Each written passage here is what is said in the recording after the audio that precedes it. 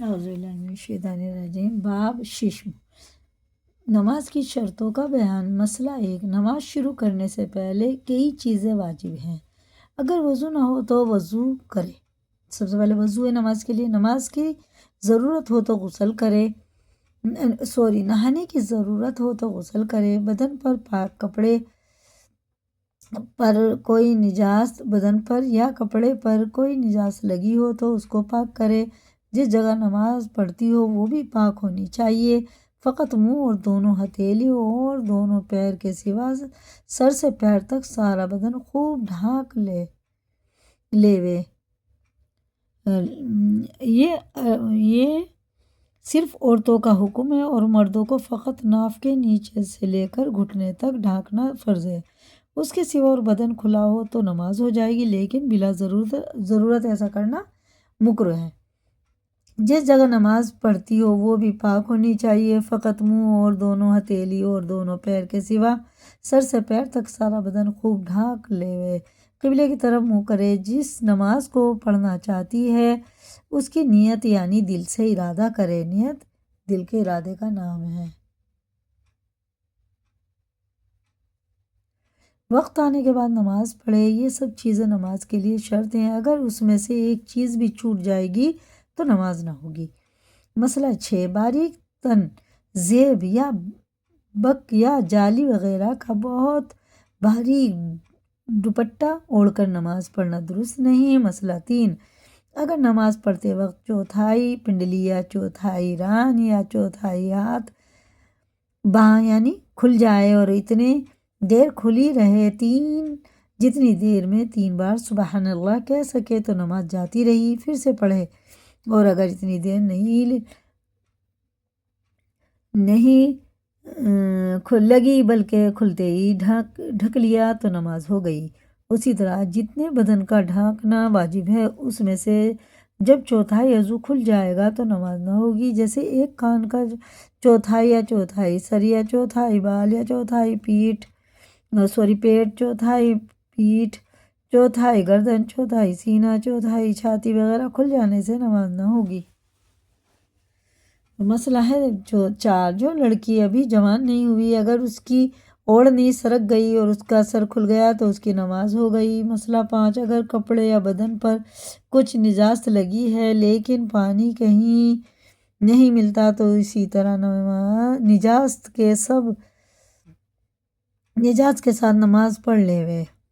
سوال، مسئلہ ہے 6، اور اگر سارا کپڑا نجس ہو یا پورا کپڑا تو نجس نہیں لیکن بہت ہی کم پاک ہے، یعنی 1/4 سے کم پاک ہے اور باقی سب کا سب نجس ہے، تو ایسے وقت یہ بھی درست ہے کہ اس کپڑے کو پہنے نماز پڑھے، اور یہ بھی درست ہے کہ کپڑا اتار ڈالے اور ننگی ہو کر نماز پڑھے۔ لیکن ننگی ہو کر نماز پڑھنے سے ایسی نجس کپڑے کو پہن کر پڑھنا بہتر ہے، اور اگر چوتھائی کپڑا یا چوتھائی سے زیادہ پاک ہو تو ننگے ہو کر نماز پڑھنا درست نہیں، اسی نجس کپڑے کو پہن کر پڑھنا واجب ہے۔ ٹھیک ہے نا۔ مسئلہ 8، اگر کسی کے پاس بالکل کپڑا نہ ہو تو ننگی نماز پڑھے، لیکن ایسی جگہ پڑھے کہ کوئی دیکھ نہ سکے اور کپڑے ہو کر نہ پڑھے اور کھڑے ہو کر نہ پڑھے۔ جب اتنا غریب ہے کہ کپڑا ہی نہیں ہے بدن پہ تو کھڑے ہو کر نہ پڑھے، نماز کو بیٹھ کے پڑھے۔ کھڑے ہو کر نہ پڑھے بلکہ بیٹھ کر پڑھے اور رکوع سجدے کو اشارے سے ادا کرے، اور اگر کھڑے پڑھے اور رکوع سجدہ ادا کرے تو بھی درست ہے، نماز ہو جائے گی، لیکن بیٹھ کر پڑھنا بہتر ہے۔ مسئلہ ہے 8، مسافرت میں کسی کے پاس تھوڑا سا پانی ہے، اگر نجاست دھوتی ہے تو وضو کے لیے نہیں بچتا، اور اگر وضو کرے تو نجاست پاک کرنے کے لیے پانی نہ بچے گا تو اس پانی سے نجاست دھو ڈالے، پھر وضو کے لیے تیمم کر لے۔ سب آسانی کر رکھی اللہ تعالیٰ نے۔ مسئلہ ہے 9، ظہر کی نماز پڑھی لیکن جب پڑھ چکی تو معلوم ہوا کہ جس وقت نماز پڑھی تھی اس وقت ظہر کا وقت نہیں رہا تھا بلکہ عصر کا وقت آ گیا تھا، تو پھر قضا پڑھنا واجب نہیں ہے، بلکہ وہی نماز جو پڑھی ہے قضا میں آ جائے گی اور ایسا سمجھے گی کہ گویا قضا پڑھی تھی۔ مسئلہ ہے ہمارا 10، اور اگر وقت آ جانے سے پہلے ہی نماز پڑھ لی تو نماز نہ ہوئی۔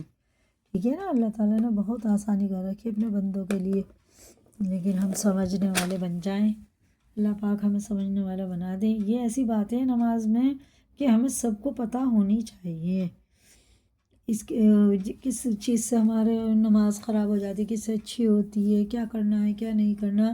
غسل سے لے کے نماز کے سلام پھیرنے تک کے ہمیں سارے مسائل آنے چاہیے۔ اسی لیے اشرف علی تھانوی رحمۃ اللہ علیہ نے ہم لوگوں کے لیے یہ بستی جوہر بنایا ہے۔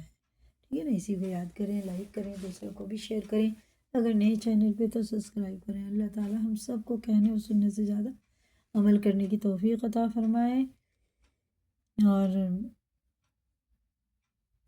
اللہ حافظ۔